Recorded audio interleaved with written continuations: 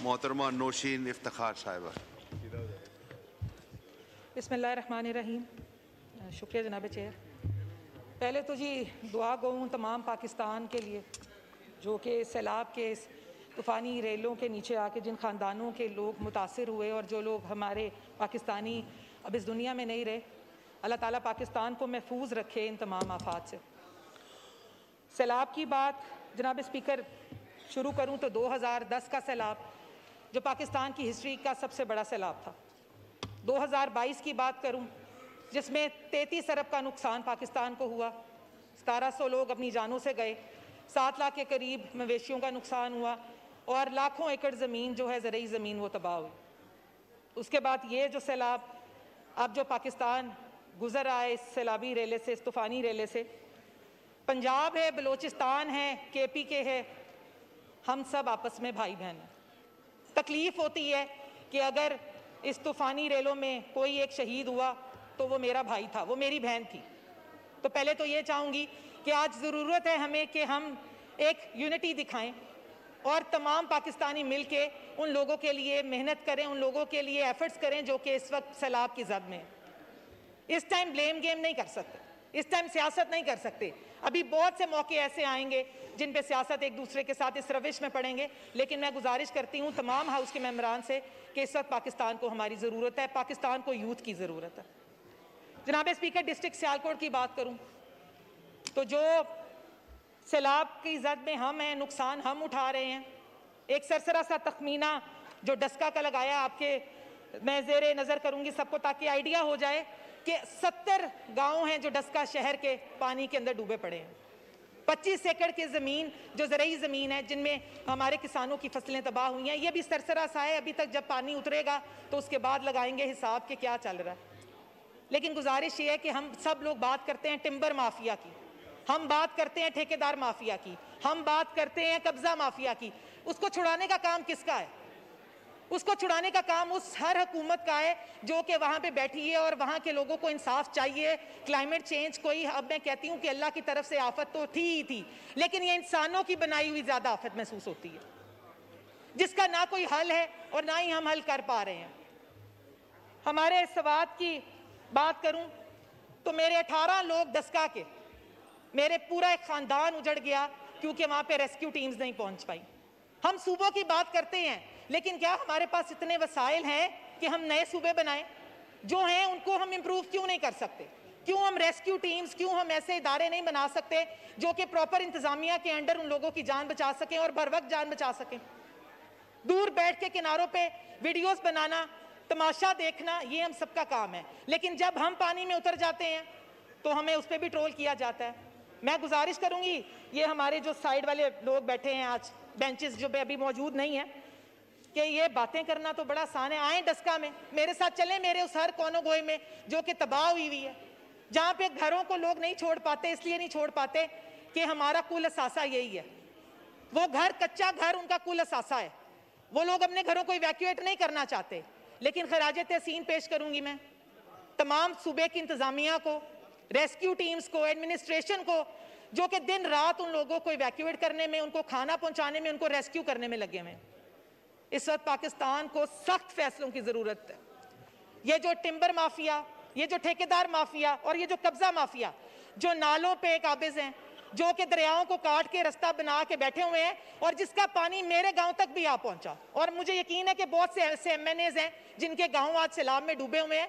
इनके फौरी हल की जरूरत है। लंबी तकरीरें और हम अगर एक दूसरे को अफसोस में लेके बैठे रहे, इससे कोई हल नहीं है। आज ये डिसीजन लेना होगा, इस बैठी पूरी 300 के करीब हम लोग नुमाइंदे यहाँ पे ज़्यादा मौजूद हैं, कि इसका क्या हल है, कि आने वाले वक्तों में फिर हमने इसी सैलाब के जो है इन रेलों से गुजरना है और इंसानी जानों का ज़िया करवाना है, कि आज ये ज़रूरत है कि इस माफिया के जो सामने हम खड़े हों ताकि हमारे हल्कों की जान बच सके। जनाब स्पीकर, एक और गुजारिश करना चाहूँगी कि NDMA हो, PDMA हो, इनकी बर वक्त इतला से ज़्यादा हमें ज़रूरत इंडिया की ये जो आबी जारियत शुरू हुई है, मार्का हक के बाद जो तकलीफ इंडिया को थी, सिंतास जो मुआहदा है उसकी मुसलसल ये वायलेशन कर रहे हैं। अगर इंडस वाटर कमीशन के थ्रू ये मुकम्मल हमारे से राब्ते में रहते और हमें बर वक्त इतलाएं ये दी जाती तो आज इतना बड़ा नुकसान नहीं होता जो कि पाकिस्तान को जो है अब आजकल हो रहा है।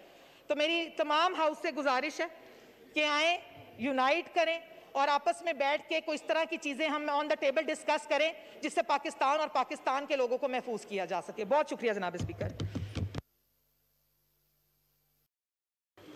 शुक्रिया जी। नूर आलम साहब, आप फ्लड पे बोलना चाह रहे हैं? जी बिल्कुल स्पीकर साहब, बहुत शुक्रिया। स्पीकर साहब, मुझे बहुत अफसोस है सारे उन लोग जो शहीद हुए, बुनेर में, शांगला में, खैबर एजेंसी और पेशावर में भी फ्लड आया था। और नीचे हमारे जो पंजाब के भाई हैं, चाहे किसी भी रंग, नस्ल, ज़ुबान से हो, ये पाकिस्तान है और पाकिस्तान है तो हम हैं। लेकिन बदकिस्मती से 18th अमेंडमेंट के नीचे सर यहाँ पे कहते हैं हम एमएनएज जाकर करेंगे एमएनएज। सर एमएनएज का सुनता कौन है?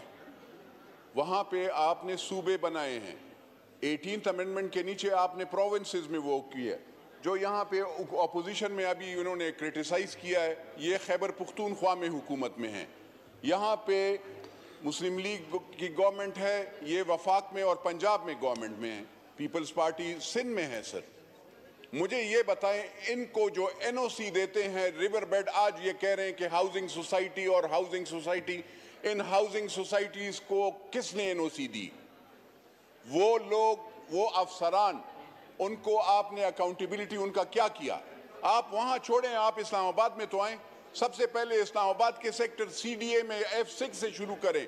यहाँ पे जिन घरों के सामने, घरों में 500 का गज है, 500 गज का घर है और उसने जो एक्स्ट्रा लैंड पकड़ी हुई है, जो इरिगेशन पानी के फ्लो के लिए होता है, सैलाब के, उसके लिए, उसके ऊपर उसने जो तामीरात की है, उसको आप कैसे वो रोकेंगे? आप सबसे पहले इस्लामाबाद से शुरू करें, फिर आप जाएं और जगह पे। खैबर पुख्तूनख्वा में जो पार्टी है 12 साल से पीडीएम है, मुझे बता दे सर, पीडीएम है। उससे पहले अभी सियालकोट के और लोग जब वो दरिया में शहीद हो रहे थे, जब वो पानी सैलाब आया तो उसको नहीं बचा सके 12 लोगों को।